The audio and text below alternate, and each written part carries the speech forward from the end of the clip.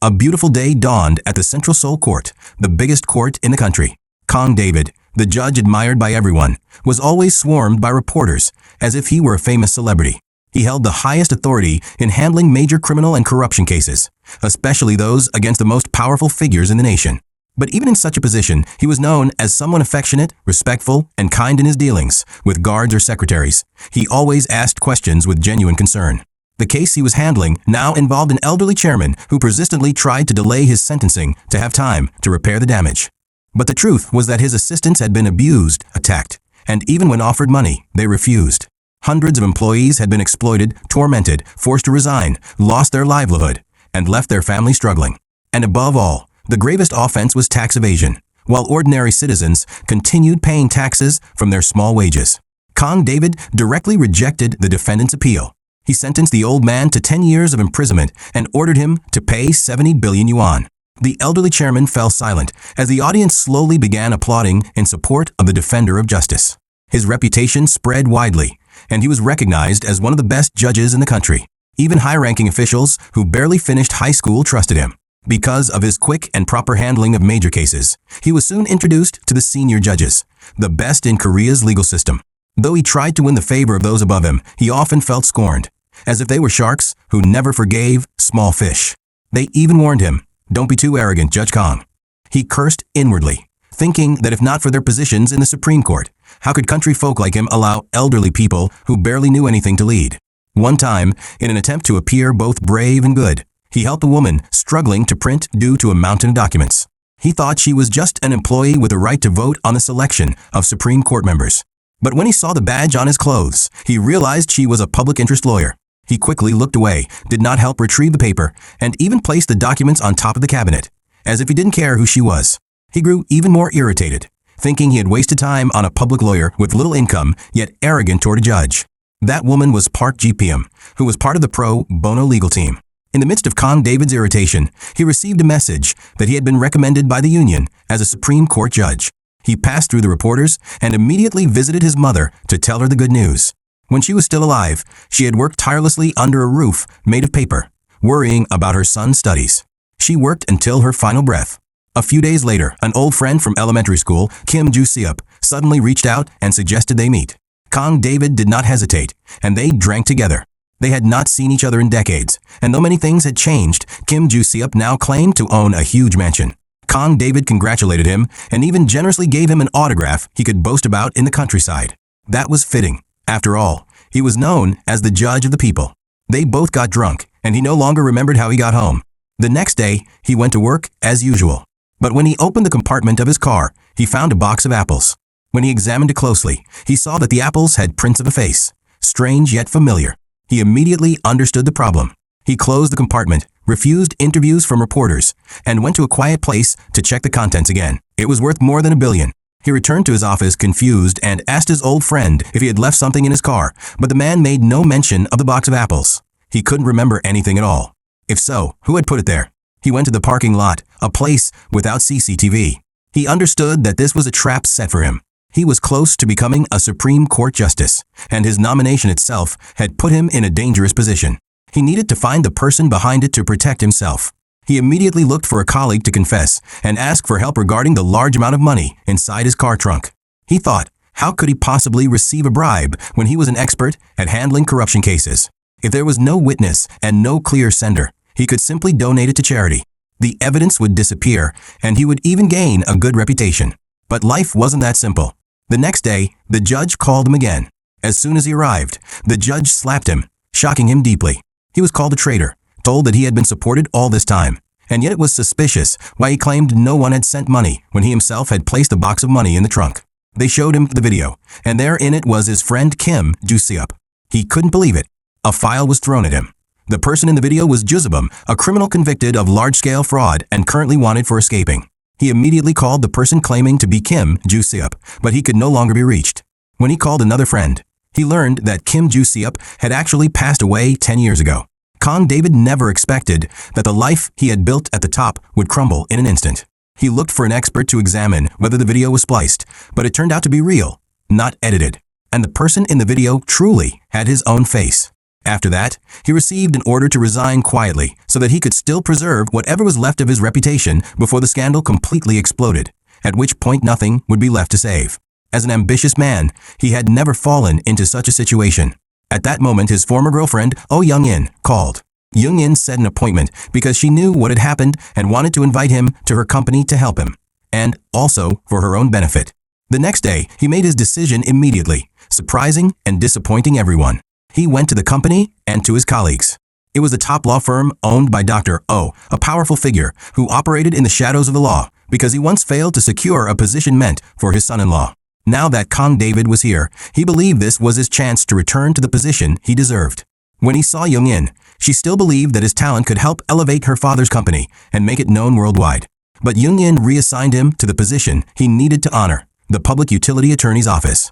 Kong David could not understand why the largest law firm in the country had a free attorney's office that did not earn anything. But Young-in said it was for the good of the community and left him there with the young lawyers and their dogs. Kong David was shocked at the cramped, musty room with no sunlight. There he saw the same lawyer he had insulted before. It felt as if he had fallen from heaven down to the 18th floor of hell and encountered the devil. While he was trying to process his new fate, his colleagues noticed him. A golden retriever began bullying him, and he screamed uncontrollably, even calling it a stray dog. Because of that, his animal-loving colleagues glared at him for his attitude toward the dog. Kong David went straight to Young-in to ask why his talent was being wasted in the public attorney's office with those people. But Young-in simply smiled and said that only people with the right to choose could make demands. Kong David swallowed hard. Rage surged from the depths of his heart. After that, he went to the other room to borrow Hwang Junwoo's clothes for Park GPM, who wholeheartedly took Kong David's suit to wash and dry it immediately. At that moment, Kong David calmed down and wondered why the highest-paid law firm in the country had its own team for public service. To understand it further, he began his first case involving a dispute over a dog. The dog's former owner had abused it and eventually abandoned it. A woman from the couple's cafe found the dog. Since it had no collar and the owner could not be verified, she reported it to the authorities. She followed the proper process, nursed the dog to health, and eventually adopted it. But the former owner returned to claim the dog and began causing trouble. That person was known and influential. Kong David was not fond of dogs, so he had no personal interest in the case.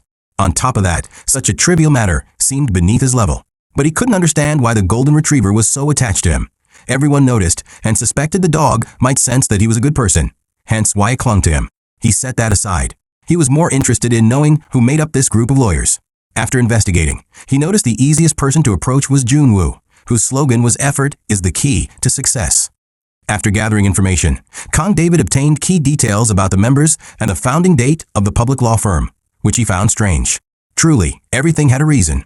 Once he retrieved his proper suit, he went to Young-in's office and confidently spoke to her.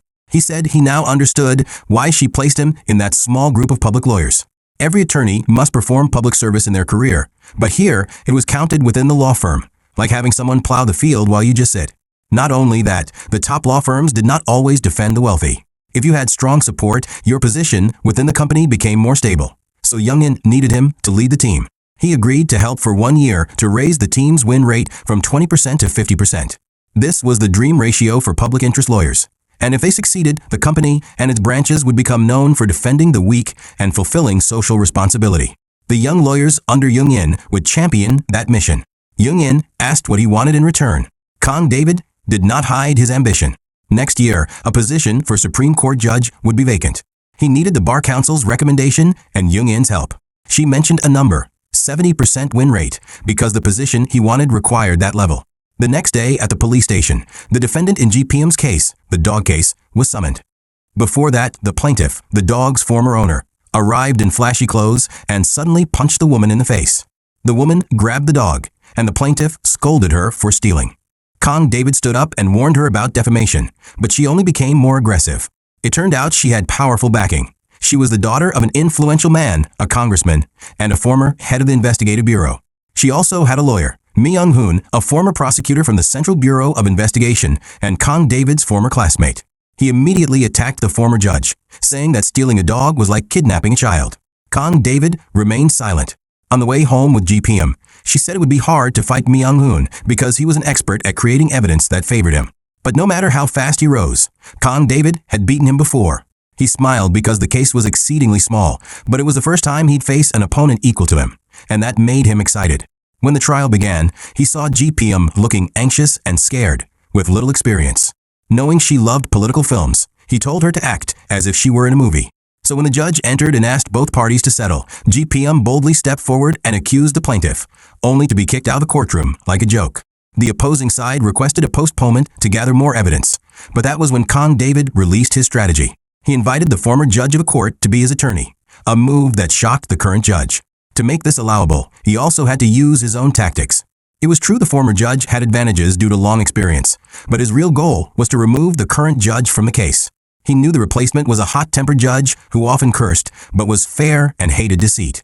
Unfortunately, that judge had held a grudge against Kong David due to earlier bullying that David committed to advance his career, which caused many hidden cases against him. Suddenly, news arrived that the plaintiff had added evidence, a supposed witness who saw the woman removing the dog's collar and throwing it away, a clear act of theft. The team went to a nearby coffee shop to talk to their client. GPM informed the woman that a witness had seen her removing the golden retriever's collar and throwing it away. But during that conversation, Kong David discovered the truth. The woman was lying. With only a few questions, it became clear she had broken the law. She confessed she had indeed thrown away the collar, but claimed she had a reason. It was a shock collar. Whenever the dog barked, it sent an electric shock and hurt the animal. She said she only wanted the owner to understand how severe the shock collar was. So Kong David tried the model in the shop. He believed it was harmless, but when he put it on himself and tested it, he felt a tight grip around his neck that nearly stopped his breathing. He threw it away immediately because the real one was far stronger than the sample. It was even illegal to import. Under the light, the woman had also seen the wound. The dog's neck bore the mark. But she had not reported animal abuse because the dog still needed to be returned to the owner. So she taught the dog to throw the collar away. The couple who owned the dog loved it dearly because their grandchild had recently died. Their lives had become empty and filled with grief. But on the child's death anniversary, the dog arrived, and they believed their grandchild had returned in another form. They gradually healed. Because of this, the pro bono team understood the situation more deeply. Kong David and Junwoo were both shaken. Where was justice if the law was followed without considering context? But Kong David remained optimistic. He was Kong David, wasn't he? If he had made a case disappear before, he could do it again here. At the next hearing, Kong David requested a jury trial for greater fairness. While assigning tasks, Nan-hee disguised herself as a flute teacher and visited the plaintiff's home to teach her child, hoping to gather more information. Junwoo, strong and persistent, went to the stream to search for the discarded collar. Meanwhile, Kong David and Young Sil continued gathering documents and evidence for the next hearing. They urged the house helper to stand up and report the dog abuse that had been happening since the dog was taken in. Kong David stood to defend the rights of animals, hoping to gain sympathy and understanding from the jury regarding the defendant's actions. But the plaintiff's lawyer, Mi Young-hoon, didn't budge. He submitted evidence showing that the helper had been stealing from the employer, which was why she was fired. Thus, he argued, the words of a thief were not credible. And if there truly was an electric shock collar, where was it now? The plaintiff's lawyer asked whether animals weren't simply objects, and whether Congress had passed a law declaring them no longer lifeless property. Young Sil replied that it was not yet a law, but it was a new social standard. Because of that, the jury and audience became intrigued. The judge gave them time before final arguments. The entire pro bono team was worried while waiting to see if Junwoo would find the collar. But no hope emerged. Everyone began losing confidence. However, during the final argument, Kong David acted personally, and his tactic shocked everyone. He said animals had no value under the law, and the prosecution's arguments were legally sound. But he only requested that the plaintiff be examined alongside something the court would allow. When the judge agreed, the guard brought in the golden retriever. It immediately avoided the former owner, but approached the elderly woman and the woman who adopted it. Kong David asked the former owner to examine the dog and the shock collar to prove the dog was truly hers. When she appeared unconvinced, Kong David suggested it might simply be a mistake. Perhaps she had gotten the wrong dog. He placed a bottle of water on the table with a small note attached and requested a break due to extreme tension. Upon returning, he reminded her she was the daughter of a congressman, a former head of the prosecution, a person of high position and education. How could I be cruel to an animal? She asked. But the truth, he said, would appear on the front page. And would her father's career remain safe if the case blew up? After that, he handed the electric collar to the dog's pocket for the plaintiff to examine again. The woman panicked. She confessed they had taken the wrong dog and immediately withdrew the complaint. The golden retriever barked contentedly and was led away, as if it had finally gained the freedom it had long awaited. It was later revealed that Kong David had sent a message to the plaintiff instructing her to call her father, like a slap to her face. If a small case like this had such consequences, what more with something bigger? And that wasn't all. Kong David also knew that Judge Choi loved animals. He knew that when it came to animals, it was as if he had won 100 battles. In the end, the judge declared the defendant not guilty, a victory for Kong David in his first battle. Yun Yin was also present in court. After hearing the verdict, she smiled with secret satisfaction and left. But who would have thought that the person sitting beside her in the car would be the very person who would drag Kong David from heaven into hell because of a box of apples worth $1 billion? Could this have been a plan long prepared for him? And this is where episode 2 of the newest Korean drama